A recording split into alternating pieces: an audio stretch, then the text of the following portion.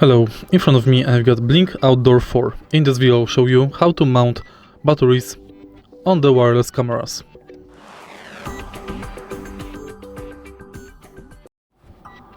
In the beginning, prepare a flat screwdriver or coin.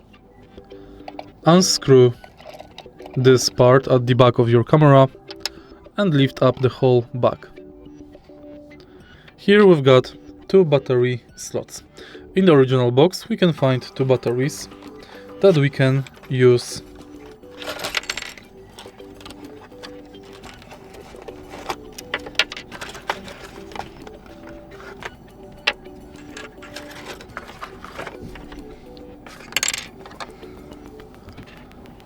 Now install the batteries properly.